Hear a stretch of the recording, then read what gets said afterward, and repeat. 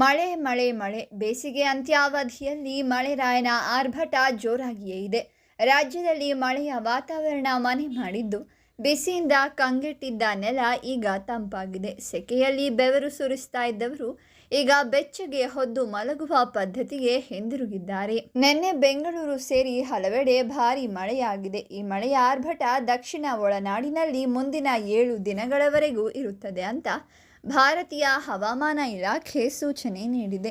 ಅಲ್ಲದೆ ರಾಜ್ಯದಲ್ಲಿ yellow alert ಕೂಡ ಸೂಚಿಸಿದೆ. ಹೌದು, ದಕ್ಷಿಣ ಭಾರತದ ಒಳನಾಡು ಪ್ರದೇಶ ಅಂದರೆ ಕರ್ನಾಟಕದ ವಿವಿಧ ಜಿಲ್ಲೆಗಳಾದ ಬೆಂಗಳೂರು ಗ್ರಾಮಾಂತರ, ಕೋಲಾರ, ಚಿಕ್ಕಬಳ್ಳಾಪುರ, ತುಮಕೂರು, ಮಂಡ್ಯ, ಮೈಸೂರು, ಹಾಸನ, ಕೊಡಗು, ಬೆಳಗಾವಿ, ಬೀದರ್, ರಾಯಚೂರು, ಯಾದಗಿರಿ, ದಾವಣಗೆರೆ, ಚಿತ್ರದುರ್ಗ ಸೇರಿ ಹಲವು ಜಿಲ್ಲೆಗಳಲ್ಲಿ ಗುಡುಗು ಮಿಂಚು ಸಹಿತ ಮಳೆ 7 ದಿನಗಳ ಕಾಲ ಸುರಿಯಲಿದೆ.